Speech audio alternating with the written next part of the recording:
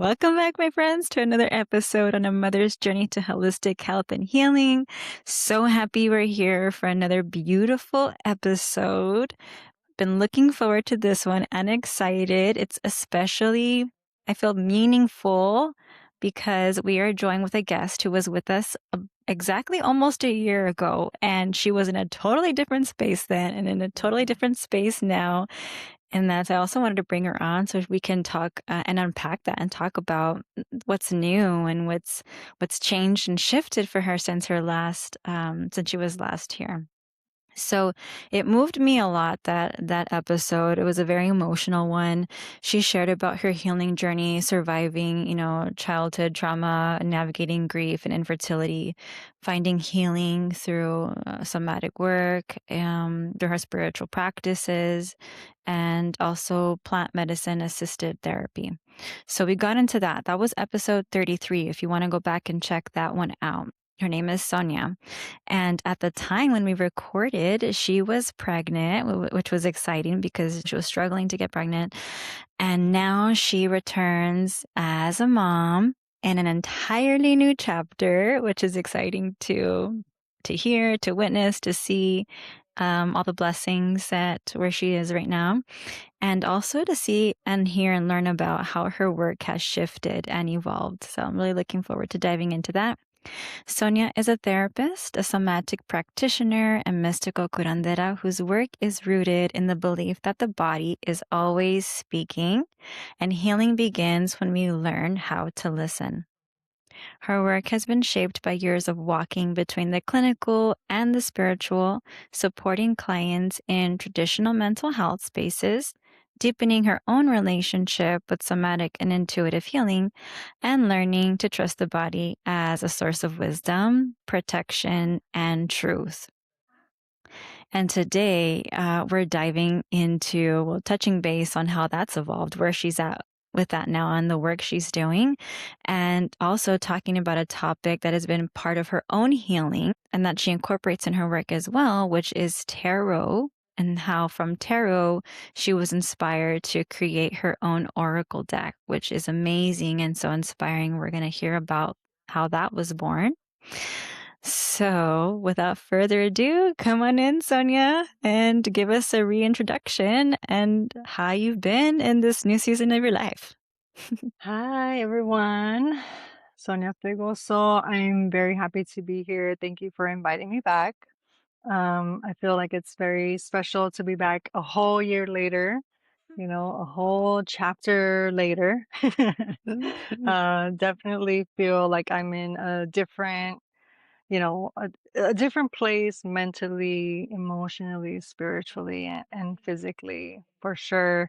Pregnancy was beautiful in its beautiful moments, but it was also very hard and uncomfortable, you know, carrying life in your body. So the fact that I am a somatic curandera and I work with the body and I focus on, listening to the body, being pregnant was so intense because I'm very connected to my body. I'm listening to it all the time and it's always speaking to me. And so in pregnancy, I was just like, whoa, there's a lot going on right now. There's like a whole life inside of me. So that was really trippy. Yeah. And then I'll say a little bit about like my whole journey. I actually had a C-section, which was not, wasn't planned. It's not something that I wanted. I wanted to experience, giving birth vaginally, but it just wasn't possible because of, different complications that happen. Uh-huh. And so the recovery of that was really intense too. Even a year later, I Yes. still feel my scar, like discomfort in my scar area and like pain and like it's really weird that I could still feel so much even a year later. Mhm. And so the recovery was very slow. I think, before pregnancy, I was all about slowing down, right? That still is what I preach. You know, I Mm. have a podcast. It's called the Slow Down Podcast. Yeah. Okay. And so, you know, I've always been about slowing down, but pregnancy and postpartum really slowed me down. And Uh, then having a baby now, like he really slows me down. Like the one thing that I've learned about parenthood is that your child needs you to slow down because they mhm, are so tapped in to the present moment. uh-huh. It's wild. It's so magical. It's like, oh my God, I want to be where you are. I want to, I don't want to think Right? about all these responsibilities that I have, Mm, and so I want to be here in the moment with you. And so yes. just this whole journey has really amplified the slowing down in my life. Uh, And that's basically what my whole journey has been about, is slowing down because, you know, being someone who has experienced so much trauma, right? I have complex PTSD, just like many of us do. Um, it disconnects you from your body. And when you're disconnected from your body, you kind of attach yourself to everything outside of you, mm, right? So the material world, validation from other people, right? You're outside of yourself. And a lot of what happens in order to cope, or the survival mechanism, is to go fast, is to yeah, live fast, fast right? pace, And always be doing something. Slowing down is so hard. It's scary. It's uncomfortable. especially in It's the society today, obviously, for sure. exactly, Throw that on top exactly, of it. Mhm. exactly. And that's the biggest Yeah. aspect of why healing is so hard, is because of societal expectations, Yes. right? And the conditioning that It's we've extremely been, hard. yeah. So now as a mom, I'm very lucky to have a village. There's so many people in my life helping me, and that has made my life as a mother really easy. One of the reasons why I could be here on the podcast is because, I can count on people. My husband, Mm, his parents, my sisters, his sisters, right? nice. His nieces who are older now. They're like in their 30s maybe, so they're much older, and so they're always helping. It's so beautiful to have a village, and I know that that's not true for a lot of people, Mm, and I really hope that in the future that changes, for everyone, because every mother and child deserves that kind of support, the kind of support that I'm receiving. And I actually just recently saw a post um, on Instagram talking about how the reason why motherhood is so I exhausting saw that one. is because of colonialism. Mhm. Yeah. And the support Because need to change. I exa saw that one. exactly. Because It's true. back in the day, our Village. ancestors had a village, and Mhm. motherhood was not exhausting. It was a shared role, you know? Right. Yeah. Exactly. Exactly. I mean, you know, and the men did their part and the women did theirs, but there was always the women helping each other and Right. everybody helped each other, right? As their Right. community, as their village, whereas now totally different times, different society, everything is different in how we work and how we live and we've Yeah. lost a lot of that support Yeah. and well connection too to community Right. in And you itself. know what? I want to take something back that I said earlier. I said I was lucky. And I think part of it, yes, I do feel like a very lucky person, but also I've done a lot of internal work Mhm. to feel connected to my body and myself, which has rippled effect into connecting with my family, Mhm. right? Because my family is not perfect, right? I would say I grew up in a very dysfunctional family, and it's still a little dysfunctional. But I've worked on myself internally to be able to be in relation with all the people in my family with boundaries, right? Loving them, and also setting boundaries and asking for what I need, right? All of that took a lot of internal work. And so now my relationships are different. They're working differently the dynamics have changed Mhm. because of all the work that I have done internally. So it's not just luck. I've Yeah. also done a lot of work. That's no, that's huge. Thank you so much for sharing that and bringing that up and that came to you.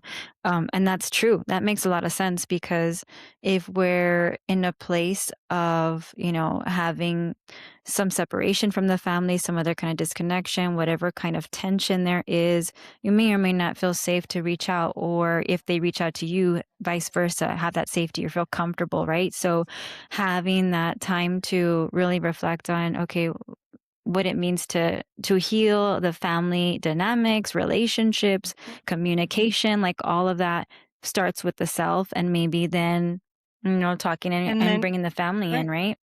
having hard conversations. Yes, hard conversations, which is Mhm. yeah something I'm starting to do too. With my family and my husband as well with his mom, is because we Yeah. want to do things differently, and that includes having those difficult conversations that we never had. And Yeah. if we want to change, and we want to make change, and for the future, that has to happen, and it's not Yeah. easy. It's hard. It's very hard. So I It's really hard. appreciate you sharing that. It's really hard when you Comfortable. haven't had the hard conversations with yourself first, Mm, right? To be right. honest with yourself, and that's Yeah. what my work is all about. Oh, perfect. Yeah. Okay. Yeah, because again, if you're not, like, bringing that out to the surface to yourself and acknowledging it, it's gonna be even more uncomfortable, awkward, or straight just to Exactly. even talk about it out loud. I'm blessed to be here in my home working and recording while my girls are out here, playing and laughing and crying while my mom or my mother-in-law is here with them, and, we have that. We have our moms to support us and help us, and Yeah. so that, it's very unfortunate and sad, and it makes me angry too, that a lot of mothers and women don't have that support, Mhm. when we all should, and it's very frustrating for me, I feel like. Mhm. How does it feel Mhm. for you when you hear, your clients, your patients, or you just see things like that, other moms now not having that support and, like, you're over here, "I have all this support," like, what comes up for you? What emotions come up for Yeah, I you? mean, it's really sad, right? There's a lot of sadness and there's a lot of grief. And then there's the ancestral piece, right? Because I know why this is happening. Mhm, I know why mothers are not being supported. And it all, goes back to historically what has happened in society, how our perception of women and our perception of motherhood and our perception of children have changed because of it all. The root is colonialism, but mhm, there's also just so many other systems that have right, been created right. since then that just don't help the cause, right? And Exactly. so it makes me really sad, but it also gives me a lot of fire, Mm, right? I'm a very passionate person, and so it gives me more fire to just continue helping, continue showing up for my community, and just mhm, continuing, teaching what I know right. to be true. Yeah, exactly. Right. It's kind of sharing again what you're learning, what feels right for you, what feels true, and sharing that to help other people see like this is maybe what you've experienced as similar to what I've experienced, and Right. we can still like come together, or we can do this healing work together, letting others know that they're not alone because Right. we're all going through it, maybe just different Yep. stories, right? Yep. But pretty much similar circumstances, or the root of it is that separation that we all have, and the lack of support is very sad, Yeah. and I hope things change. I feel like gradually, little by little, they are, as now things are coming to the surface more. We're having these conversations maybe more through social media, through Right. podcasts, through even workshops, even ceremonies, even rituals, different kinds of people stepping into the healing work. And Mhm. that's where it starts, right? Like with the healings. And I think through time, little by little, we can start to get that back. I think that is going to be what's going to happen. Maybe when our children are a bit bigger. I don't know. We'll see what Mhm. happens in the years to come. Yeah. But things are definitely changing, and things are definitely shifting right now in the world all Mhm. around, and coming back to our old ways, our ancestral Right. ways, all of that. I feel like reclaiming that and learning what that means for you and your family, is definitely, I feel like, part of that change. And stepping into that role is when we discover where we came from. What did our ancestors do? What are some of those Yeah. healing traditions? What did they practice? What foods did they grow? I think, to add just a little bit more to my journey, right, Uh, as a mom now, is being able to connect, right, to my roots and connect to that ancestral wisdom that we all hold, mhm. right? We just have to do the work to remember. And at the same time, keeping up with all the changes that are happening in society, right? Like technology, especially, right? So keeping up with both worlds, the old world or the ancestral world, and then this new world that we're all creating, and keeping up to date with how to use technology, how to discern what is real and what is not real online, Yeah. right? Because I have to be able to teach my son all of these things. And Mm. so it's been very exhausting, Mhm. right? To have to hold it all together. It But is. coming back to my body has always grounded me. And so that's what I practice, is just always coming back, you know, because when we stay out too long and we consume too much, we desensitize ourselves, we disconnect, right? It's so important to just always come back. Come back to within. Yeah, on that Yeah. note, what does that mean when you say come home to yourself? And for you, when you're in that state, what helps you Mhm. return back to yourself? Yeah, so what helps me is what I'm trying to teach everyone, right? Which is coming back to the physical sensations in your body. Because when you can do that, right, you come into the present moment, because then you are connecting to what is happening to your body in that moment, whether it's your breath, whether it's like tingliness in your body or temperature changes in your body, or maybe there's an ache or a pain, or maybe there's expansion and calmness, right? Like whatever physical sensation is in your body, that's what brings me back. And then I remember, like, oh, okay, I'm okay. Mm. Mhm. But if there is tension, if there is like a heart racing, then I sit with that, right? And I'm like, okay, what's going on? Let's sit with this. Let's just breathe, right? So always coming back to my breath as well. And then I pull cards, right? So pulling cards always helps me come back to just me here, my intuition, right? My connection to my ancestors and my spirit guides, my spirituality, which, my spirituality is my life. Like it is my lifestyle. I'm Uh-huh. never not spiritual. You Mhm. know what I mean? Yeah, it's a Yeah. lifestyle. It's just who you are. It's part Yeah. of you. Yeah. Mhm. Mhm. Exactly. Yeah, I love that.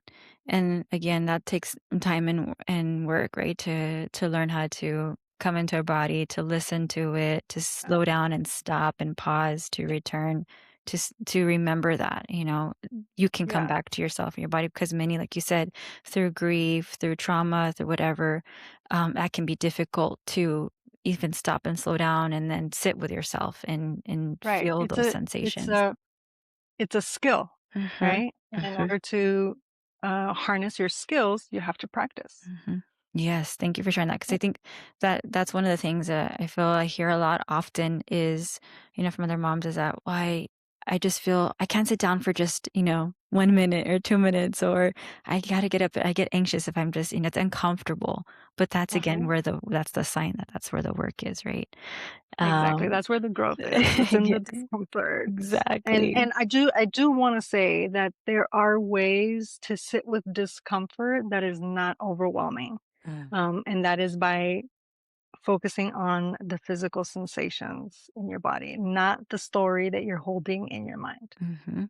Yeah, and that's through I mean, sure, doing that kind of work, like, for example, that you do, right, is getting more Mhm. into detail on what that could look like, and for each person be different, could be different for Yeah. them. Yeah. Thank you for bringing that up. Coming back to, motherhood, I'm curious on, like, has there been any new layers of healing or thing that's come up for you, so far?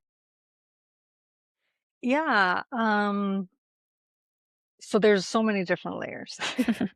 I feel like parenthood is so layered. It's a completely different dimension of reality, to be honest, right?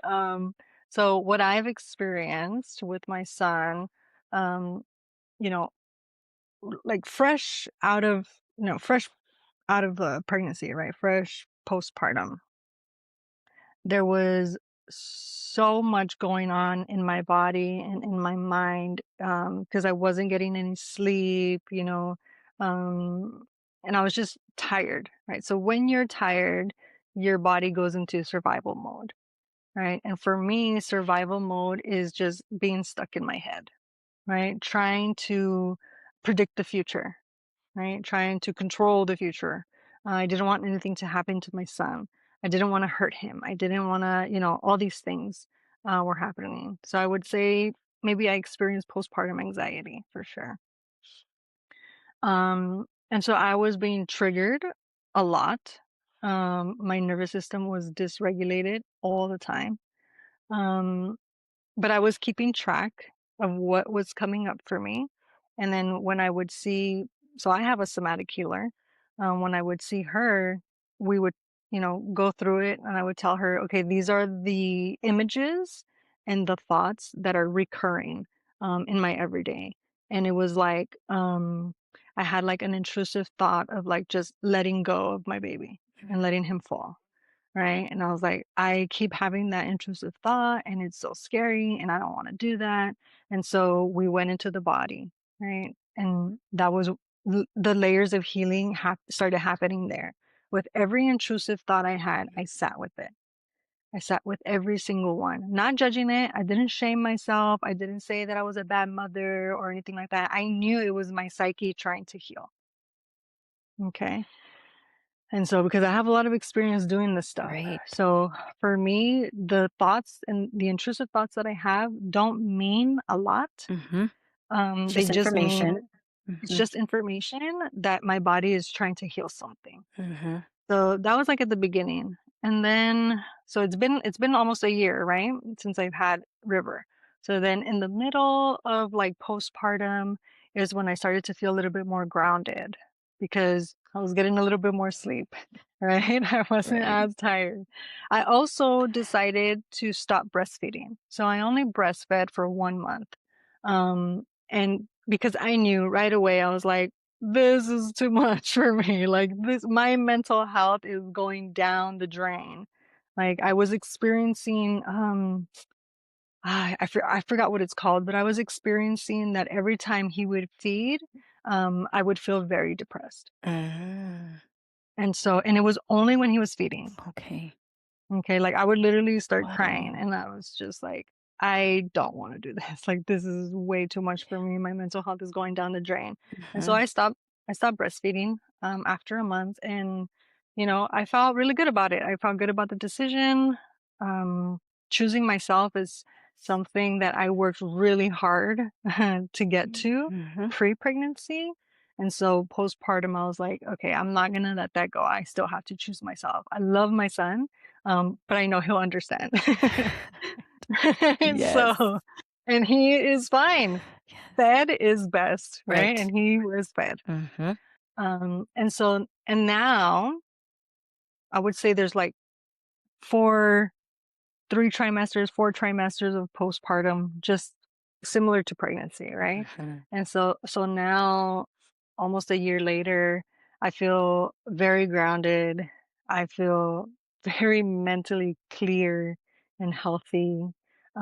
I feel like, I mean, I'm doing so much. Like you've seen me. Mhm. I'm doing so much and it's not overwhelming. I feel like I'm still taking my time. You're I'm still slowing supported. down. I'm very Mhm. supported. And so it's just, it was a little roller coaster at the beginning, but I knew that shaming myself was not going to help me.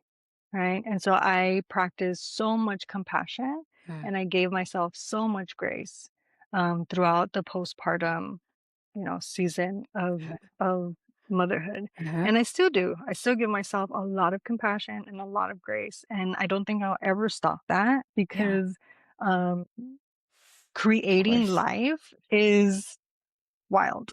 Oh, yeah. Oh, It's no, a it takes so lot of much from work. you. Yeah. It No, it takes takes so so much. much. Yeah.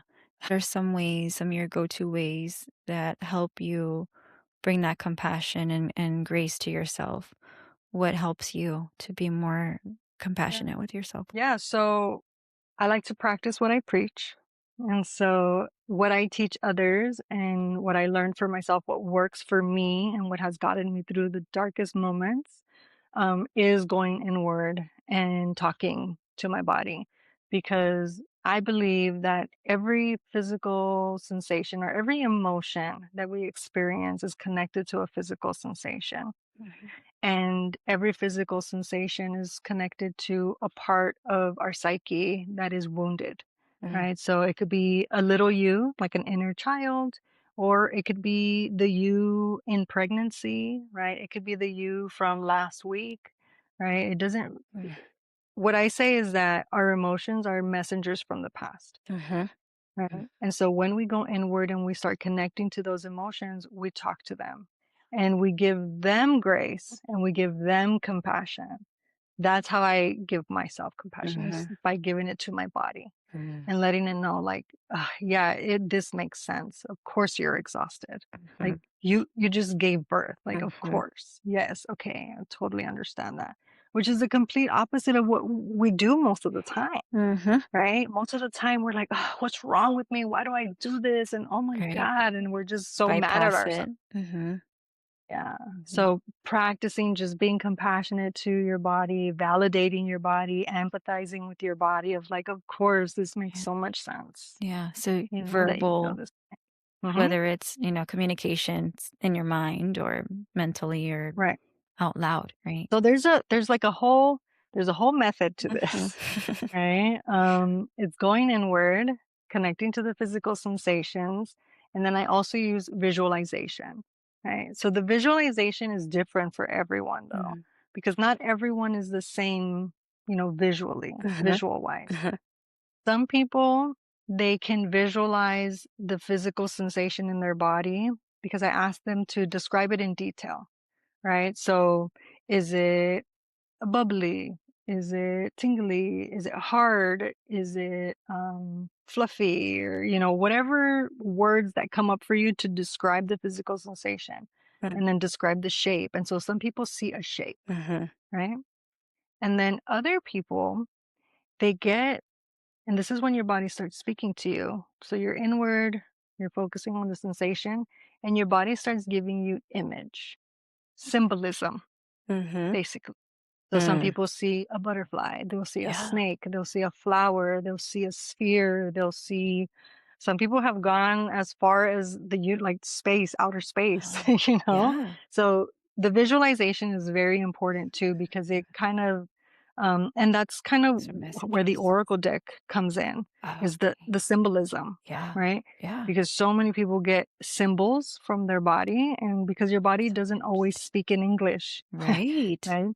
It speaks in Yeah. symbols, it speaks in colors, it speaks in sensations. Just like we would receive message and guidance from spirit, Exactly. right? Exactly. Or higher power, Well, so yes, so I'm so simulation. glad that you said that because my whole methodology is soma and spirit because spirit lives in our body. Yeah. We are spirit. Yeah, yeah, that makes sense, it's beautiful too, because, Yeah, like we said, it's, sometimes it's not gonna be through just clear words, it can be visual for a lot of people, and exactly. some people who can't see visual, then it's sensation or Right, feeling, right? right, right. So thank you for bringing that up. That's a very helpful picture to seeing. Number one is like, how can I practice compassion and grace when it sounds simple, but can be really difficult for a lot of us to do and remind ourselves to do it. It's like, oh wait, I've been shaming myself and being guilty this whole time when I can actually like, hey, no wonder it's okay. Like, Yeah. and some people can get kind of like, I've never done that before. Like kind of like Mhm. awkward that they have never done it before. So it takes some time to, like you said, like a skill to get used to and to practice Yeah. it. Thank you so much for bringing that up about the Someone Spirit Oracle card deck, because we're going to get into that in a bit. Let's go back to first, for those who don't know and who are not too familiar with tarot, can you give us a little bit of like in your own words what tarot is? Yeah. So, tarot, in essence, is just a deck of cards. Okay? A deck of cards with pictures and symbols. Um, a tarot deck can be used as a spiritual tool. Okay? It's not a spiritual tool like it that's not why it was created. A tarot deck was created as a card game. Okay? But different cultures, right, started using it for divination, Mhm, right, to speak to spirit, to receive messages, because imagery is that powerful, mhm, right? Symbolism is that powerful. It connects you to the bigger picture. It connects you to something bigger than yourself. So tarot deck was started to be used as a spiritual tool um, a long time ago. I could give you a history lesson, but it's really long. it's okay. I'm sure we could look it up. It's all good. Yes. so so that's what it is. It's a spiritual tool. And, different people use it in different ways. Because I'm a therapist, I used it in therapy with my clients as a projective tool. Okay. And a projective tool, if you think of the ink blot tests, Mhm. have you ever heard of those? Where you Yes. kind of just To see what interpret we can. what you see. Mhm, So that's how I used tarot in therapy. I made it really fun. I think healing doesn't have to be serious and it could be really fun. And so that's why I started integrating tarot into my work. And so mhm. I would shuffle the cards, right? And I would make sure I would tell my clients like we're not doing this as a divination Mhm. tool. Mm, Okay. you made I that clear, I yeah. could use it that way, but Mhm, I'm not here in therapy. mm, Right. So it's just a projective tool. So I would shuffle the cards, they would pick a card, and for me as a therapist, it's more important to know what you see mhm. than what I see, Exactly. okay? Right. And so I would show the card and be like, "Okay, just engage with it, just look at it and wait for whatever needs to come up to come up." And Mm, so, for example, there is the card, the Emperor, and it's like an older gentleman on a throne. And right away, clients would be like, "Oh, reminds me of my dad." And so we would get into the dad conversation, like, "Okay, mhm, tell me about your dad," right? And the work would just get so deep just by looking at the mhm. card, Yeah, right? because it just brings in that trigger or Exactly. reminds them of whatever they see. Something comes Yeah, up. yeah. And so the way that I used it in therapy um, is actually the way that I learned to use it for myself, like reading cards for myself, is to just allow the Mm, card to trigger me, basically. mhm, Right? And then that's where I would get the messages of like, okay, I need to work on this. Oh, okay, my mm, dad's coming up. Oh, okay. Like it's reminding me of this situation. Okay. And you have to be really honest with yourself because tarot, if you get into studying the symbolism and the cards and the themes and the archetypes, because it's mhm. full of archetypes, that's when you get deeper into the meaning making of the cards. And so it's just a beautiful, powerful That's tool amazing. for healing and Yeah, self-reflection. I it love it so much. it does. I haven't been using tarot very long, and I started when you had some of those, when you were doing the weekly or monthly tarot things. Yeah. I think I only was able to go, like, once because I was exhausted by the time I know I they was were in really bed by the late. time you had it. I'm like, "I really wanna make it, but I'm just tired." You know how it is. Yeah. So, anyway, my tarot journey just started not that long ago, but when did yours start? I wanna know, when did your tarot journey start? Yeah. How young you were Oh, and, like, what interested you? Like, how did that all come about? okay. That's a pretty fun story. So it started in 2018, I think. I grew up very religious. And I moved away from religion when I started college. Mm, And so that was like around my 20s. And then so my sisters kind of also were going through similar journeys, but we're also very curious women. right? Me and my sisters. I only grew up with sisters. I have no brothers. So the household in that I grew up in was very intense, very intuitive, very witchy, without even knowing, right? We were not trying to be witches. We're just being women, Mhm. right? And so growing up in that way. So in 2018, about four of us, there's five of us, four of us were like um, getting into like crystals. And, one of my sisters, she knew somebody on Instagram that was having a tarot class. Mm. And she was like, let's go. Right. So we're very risky like that. We're Mhm. very curious and want to try new things. And so we're like, okay, let's go, let's do it. Even though we were freaking terrified. Because What we're growing up taught. religious, Yes. yeah, We'll get into that growing up right now. religious, tarot was the devil's work, right? Yeah. Tarot was so bad, it was That's what I so was taught too. evil. Mhm. Tarot would ruin your life, right? And then Don't go put near it. Yeah. on top of that, all the movies that we would see and how misrepresented tarot is, and it still is. Mhm. It's misrepresented in Hollywood. And so I had so much fear in the class. I was like, oh my God, I don't want her to read my cards. Like that's so scary. I just want to learn about it. And the first thing that the instructor said was like, tarot is not like what you see in the movies. And I was like, oh, okay. And then Mm. she kept on going, like, tarot is not even about fortune telling. And I was like, oh, okay. So she built a What lot of is it? safety Yeah. in that container, right? She That's made me feel important. so safe. Yeah. And she was like, and the way that she was explaining it. So by this time, I was already a therapist, Mm. not in private practice, but in community mental health. Mhm. And so the way that she was describing it was like very therapeutic. It was very psychological. And I was like, Mm. oh my God, I can use this with clients. Like, this is so Mm. cool because it has to do with so many aspects of life, Mhm. right? It has to do with finances, with love, relationships, spirituality, Exactly. your thoughts, right? Your thought patterns. So the different suits in the tarot deck correspond to these different aspects of life. Mhm. And then there's the major arcana, which are all the archetypes, right? So there's Mhm. the child, the mother, the father, the witch, right? So, Mhm. so many different archetypes.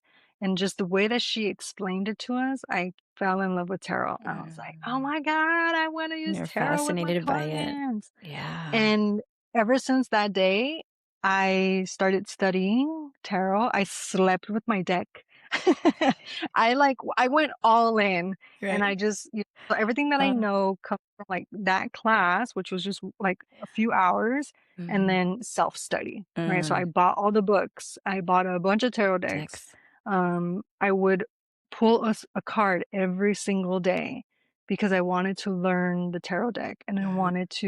I wanted to use it in my work Mm. and I knew I could. I was like, Mhm. I could totally use this. This is a Mhm. projective tool. Wow. And so that's kind of how it started. That's amazing. That, well, also that call, like, when you noticed it was you were intrigued by it and fascinated by it and just kept listening to that and, Mhm. which led you to where you are now, obviously, but Yeah. I think that's an important message too, is, like, when we find something that we feel pulled to or excited about or fascinated by or even curious, Mhm. right? It's a sign that Mhm. maybe your what if you wanna call it your higher self, your past version self, like, your intuition, whatever, Yeah. is calling you towards that for a reason, and Yeah. whatever kind of sensation for you, like, Mhm. what were the sensations that you felt that you can recall from it or that maybe that you still feel today when you practice the Yeah. I tarot? mean, there was a lot of like a how would I describe like a pull, right? So it was definitely a pull in my body, like, oh, I want to know more. And then there was like a rush of like I describe it as like a fire, right? There's like a rush, like, oh my God, this is Mhm. so cool, like an inspiration. So there was just a lot of Good. there was heat, there was just a lot of flow in my body, right? And it was calling me. And that has really never scared me, and I say that because I think curiosity scares a lot of people, Oh, right? yeah. Um, and that is actually it comes from, the conditioning, right, that we've received about, what's that one saying? "Curiosity killed the Kiss the cat," cat? or something Mhm. like Yeah, that? that's the Yeah. first thing that came to my head actually Yeah, when you said that. exactly. Yeah. So things like that, right? We've been taught to, like, stay Yes. small, Yeah, yeah, right? yeah. Don't do it, don't play with fire and things like that. So you really have to work on your relationship with curiosity because Mhm. curiosity is so beautiful, it's so And fun. yeah, it can be Um, fun and um non-judgmental and in a light way and a neutral way to seeing mhm, different to seeing it in a different perspective. Yeah. yeah. So I guess that's some of the misconceptions and fears around it, right? You already talked a Oh, little yeah. bit about that. Like I remember for me, it was more of like, you know, dark magic or calling in demons or this and that, Right. which obviously I'd be like, oh God, no, I don't want to do that. Or I don't want to go near that. Or if you even pass by like a tarot reader sign in your community, you're like, oh, don't go there. You can't get Yeah, it. exactly, yes. And it just turns you off, but that's what the conditioning, that's what the colonialism, that's what it Aw, does, is it yeah, creates this totally, fearful message and distortion, way of thinking about it and seeing it because they knew how powerful it was, right? They knew how mhm, powerful that the women who practiced it, whatever ways that they use it, whether for spiritual, healing, right, whatever ways that they used it, right? They saw how powerful it was to the women, how it affected their communities and how it strengthened them. And not just yeah, that, but also indigenous practices and all different kinds of rituals, right? We see why that's all taken away is because they saw the power mhm, that it had and they didn't want them to have that power. So they exactly. create a message. They create something to kind of just a bunch of rhetoric or propaganda no, this is what it does to scare everybody Mhm, else away and, exactly. turn the message upside down. And then we end up where we are now, just dismantling everything. And that's part of Mhm. the healing process, right? So, any of you out there listening to this, I can relate and you think back to your tias or your, I don't know, whomever, your Mhm, neighbor or whatever, mhm. and you judge them like, hey, it's okay. You didn't know any better. We all maybe have some ignorance there or just not knowing because of all the hidden messages out there. So it takes Exactly, time. That's, practice grace with ourselves. exactly, yeah. What other ways can tarot become a tool for self awareness or maybe any nervous system healing work or rather than Mm, prediction or anything like that? Do you use it in that way or has it helped you work yeah, with clients in that way too? And how so? yes. So, the way that I use it is very body-based and body-led, okay? And so, especially if you're just starting out with tarot, you're gonna notice how dysregulated you are. Okay? So I'll use myself as an example. When I had first started using it, I was still very scared, Mm, right? The class built a lot of safety for me, mhm, and I jumped into that curiosity. But then when I started using it for myself, I noticed even just touching the deck, I was like my palms were sweaty, mm, right? That is a sign, mhm, right? That you are triggered, you're dysregulated, and you need to ground yourself. The biggest lesson that I learned, also the biggest mistake that I made was not grounding myself first. Because if you're triggered, then that means you're in survival mode. mhm, And I don't know, I think I said this earlier, when you're in survival mode, you kind of just mhm. you The go off the spiral. rails basically. Yeah, exactly. You spiral. And so you do Mhm. not Makes want to sense. spiral when you are working with tarot. Mhm, Okay. Because although tarot is beautiful and magical, it's very powerful because it holds a story. It holds a story of truth. It holds a story of transformation. And it holds a story of how to come back to yourself. mm, So that's how I teach tarot. It's a cyclical map, all mm, right, of how to get to self trust. but you have to work with it very slowly and grounded. You have to Yes. ground yourself. So, and that's how you can work with tarot to heal your nervous system is one card at a time. Mm, Okay, what am I feeling in my body? Oh, I'm feeling chills. Okay, maybe I'll put it back. Let me yeah. ground myself. Let me go outside. This is just a deck of cards, right? Just remind yourself of the reality that it's just a deck of cards and Uh-huh. you hold the power, right? Uh-huh. These cards do not hold the power. You do, Mm. right? Yeah, I So like that. It's a helpful there's a lot reminder. of there's a lot of self-talk involved in working with tarot too, because tarot will have a conversation with you Mhm. because the images Yes. they say so much, right? They can tell you so many things if you really pay attention. And so a lot of the work that I do and a lot of what I preach is grounding yourself, right, Mhm. in your body, feeling centered. Mhm. Because the more centered and grounded that you feel, the deeper you're going to connect spiritually to the cards or to anything, really. Yes. That I totally agree with that. Hmm. Otherwise, how will we, receive the guidance or be able to receive the message or anything like that unless we are in a state of our nervous system feeling a bit more calmer, more Right. relaxed, more grounded, and stable and safety, Right. like you mentioned, the Exactly. safety.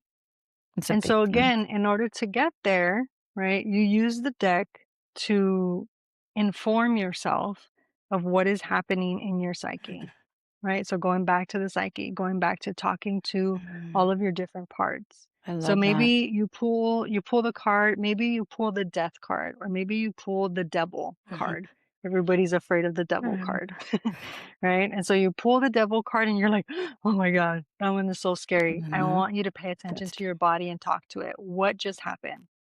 Right? Yes. You're so scared. I can feel your fear. You're talking to a past self, right? You're talking Mm, to a little messenger from the past who was terrified of the devil, and you mm. need to talk to that little one, That is right? so good.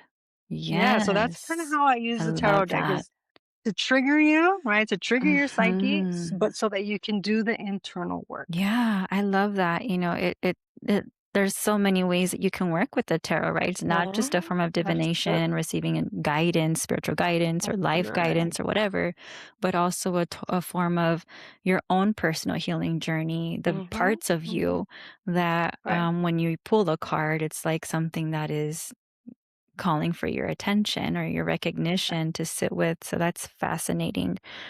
Right. And yeah, I'm gonna start practicing it with it in that way because I have not done that yet.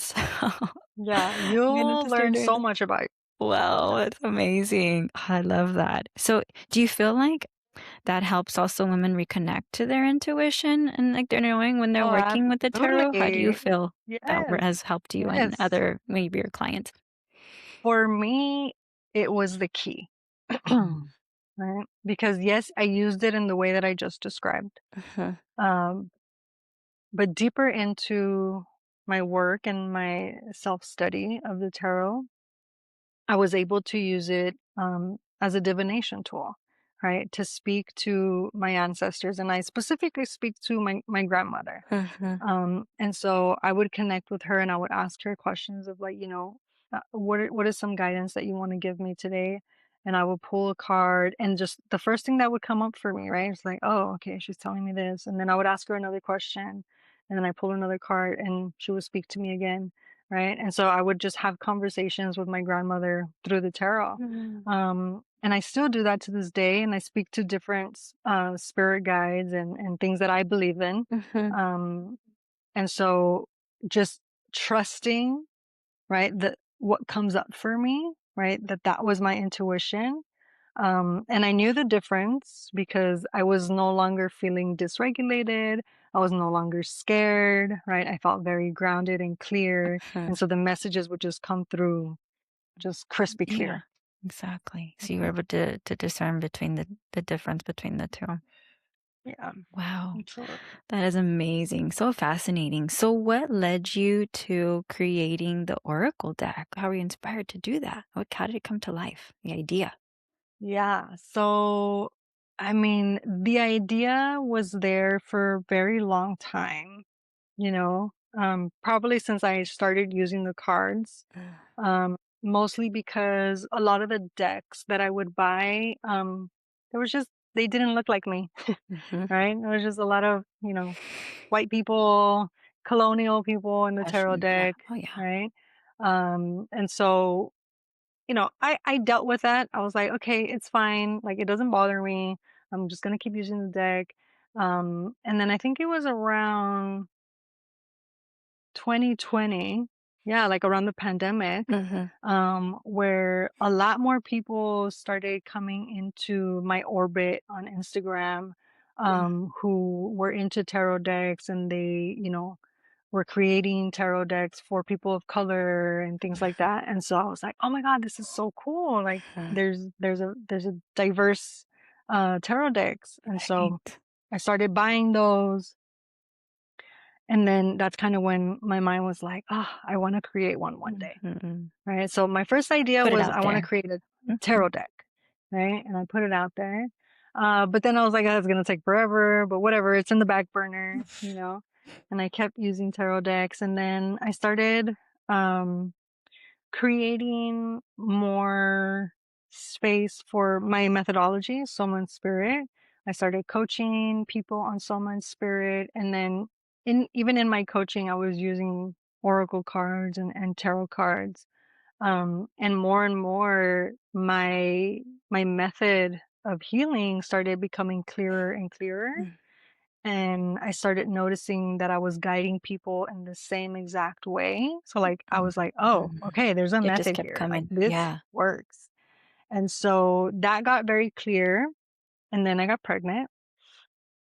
And then I was like, how, like, I want to spend more time with my son. I don't want to work as much. Mhm, So how can I create that for myself, but still take care of my community? mhm, And so I created an online course mm, and I created so many different things, mhm, right? And then finally I was like, the Oracle deck. I have to create an Oracle deck and I could put my method on the Oracle deck. And so it's on the guidance card. There's mhm, like one guidance card mm. and it basically tells you how to pay attention to your body as you're pulling cards Oh, from okay. the Oracle deck.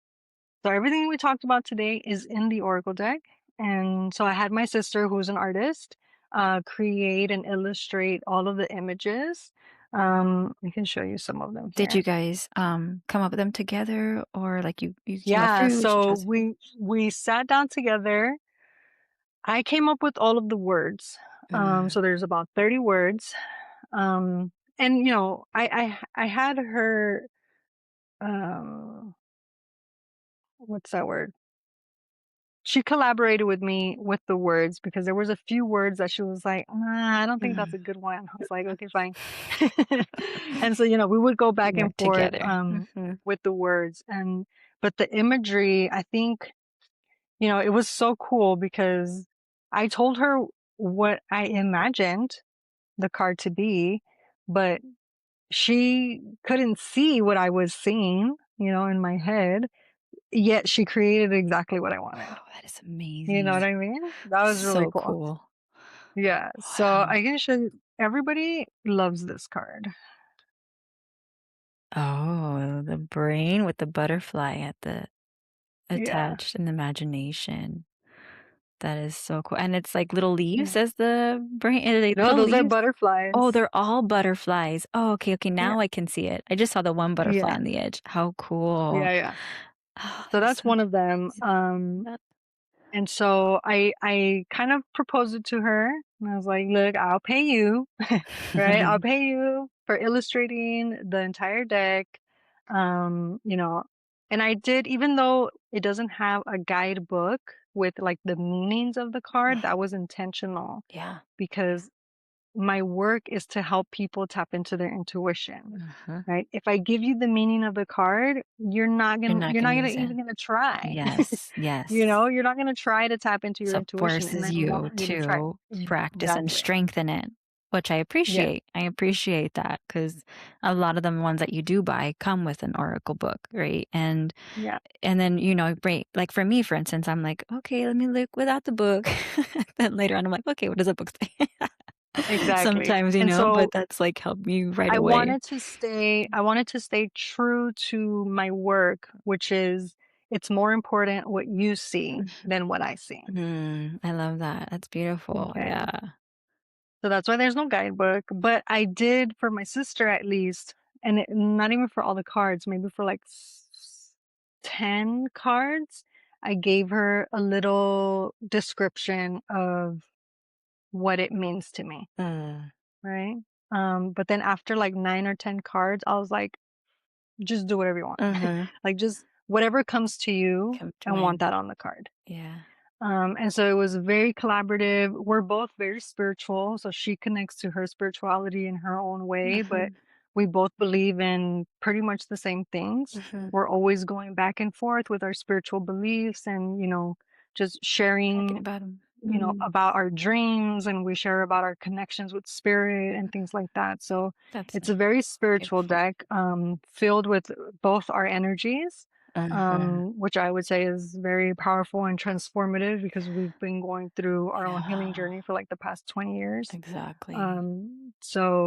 So yeah, that's kind of how it happened. And so it was during pregnancy, when I was pregnant, that I proposed this to her. Mm. And I was like, I feel like this is gonna help me, my family, right? So that I could spend time with my son, but also it's a gift that I'm giving to my community with all of my wisdom, all my knowledge, and all my energy. And so that's kind of why I created it. Beautiful. Love that. A beautiful story. I love that. I liked the reel that you had made once with your sister when you were like drawing a card, I think for the first time, and then you were like, "Oh, like I forgot which card it was," but I was like, "Oh wow, that is Yeah. so cool," and it got me emotional too. Yeah, I'm like, that was really wild. yeah. I was like, We wow. pulled the same cards Oh twice. yeah, yeah, Like we had shuffled it and everything, and when we pulled it, we were just like, "That's weird." And then we pulled the second card, and we were like, "Whoa, my god, that's right. really Yes, weird." yeah. How Well, did we spirit never pull the lies. same exact cards? Exactly. That is so cool. Yeah. What intention or energy do you want women or whomever and to feel when working with these cards? I want you to feel love. I want you to feel compassion. I want you to feel power. I Mm. want you to feel just like, yeah, the point of the deck is to give people their spiritual autonomy, right? Their Mhm. spiritual sovereignty. Mhm.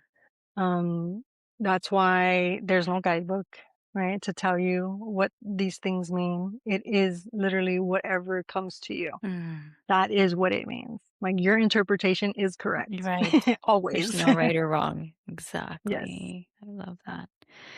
And so Were it's there about power. It's about power and choice. yeah, yeah, and that strengthens, your own trust, your self-trust within yourself Mhm. as well, instead of looking outside, right? Coming back to yourself Exactly. inside. Love that.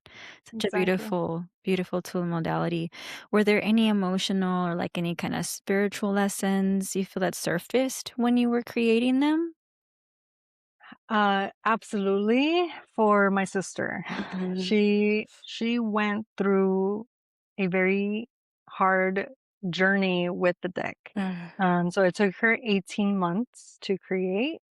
Um, and not all the cards were like heavy and deep for her. Some of them brought her a lot of relief, love, and joy. mm. But I know that there's one card. Oh, it's this one, the very first one, the transformation card.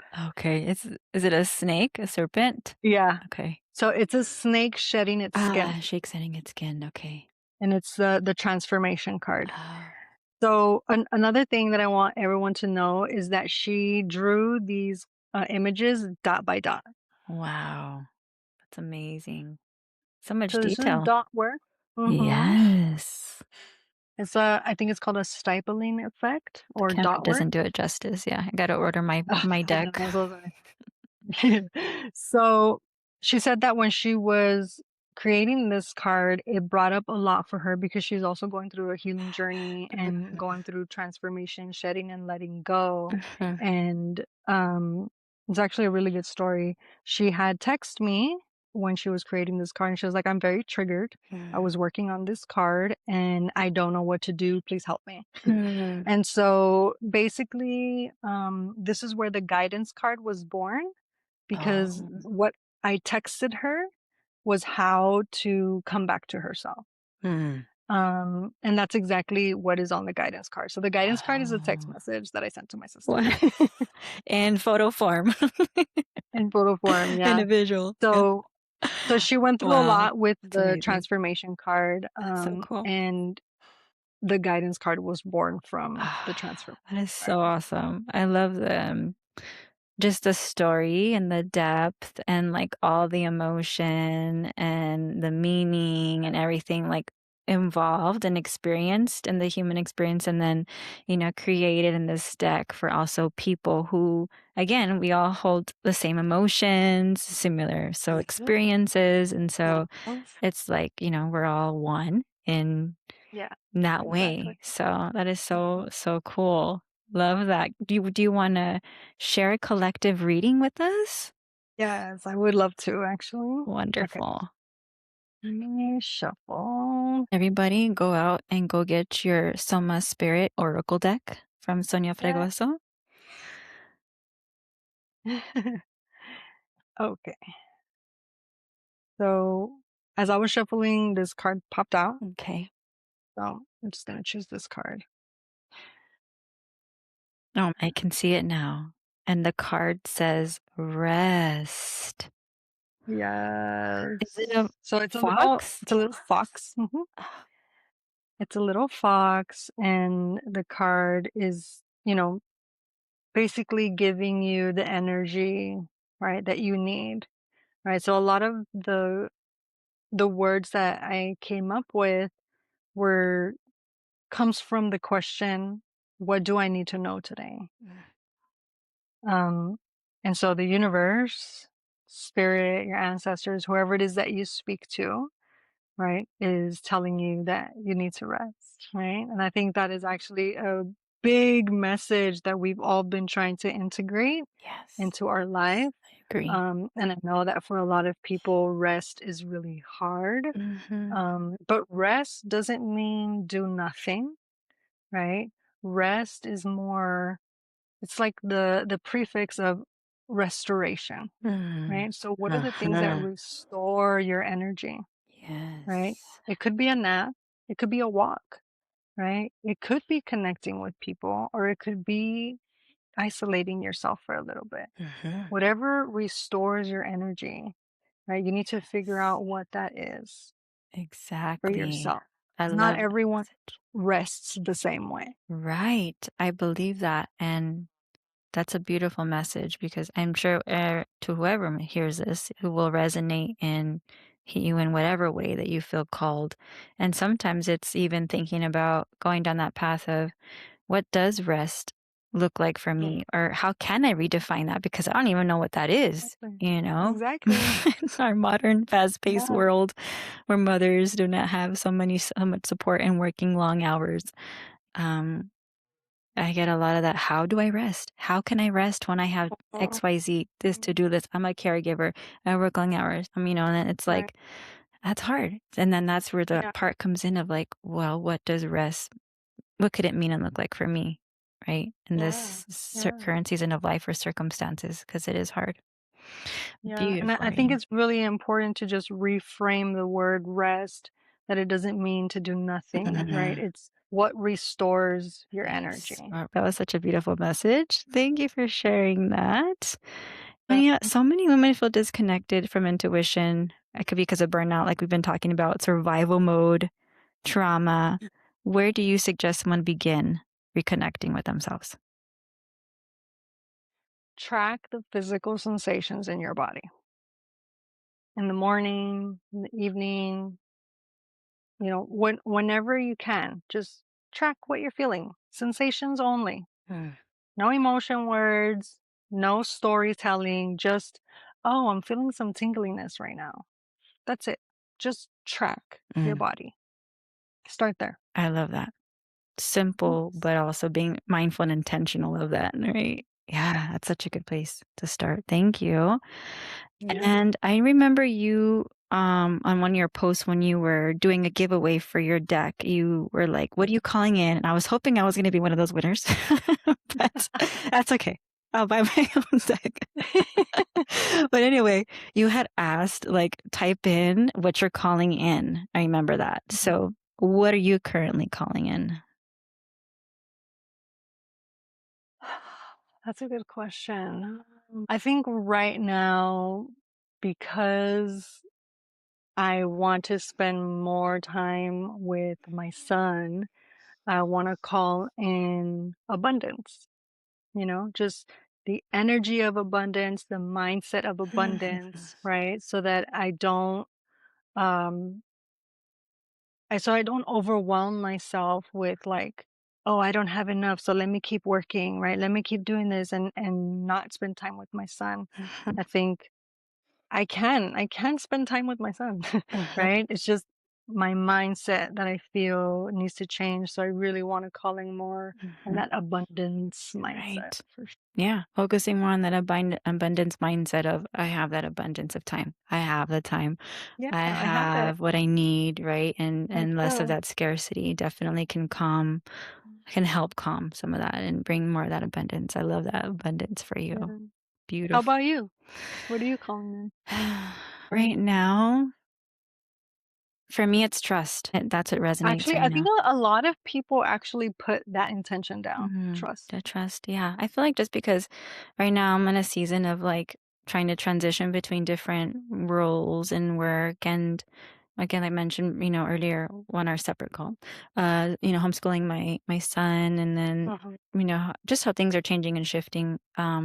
Just always coming back to trusting what feels true and what feels right and aligned. And so trust is one I'm gonna continue to stick with right now to Yeah, call in.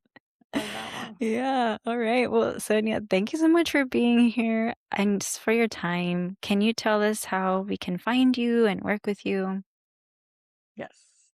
You can find me on Instagram at La Sonia Fregoso. So LA Sonia Fregoso. You can find me on my website at obsidianwoman.com. Um, you can also find me on my podcast, the Slow Down podcast. I I'll think put that's it. Okay. Well, I'll put all the links in the show Mhm. notes and then the deck. I'm assuming they can get that on your On my website, website. right? Yes. Okay. On your website. Thank you so much, Sonia, for sharing your heart and your wisdom and the creation of the deck. It's super exciting, and this new season that you're in, motherhood, and you're seeing you and your son, and just everything that you've created. You're working really Mhm. hard, and it's beautiful to see the connection you're bringing to within your community.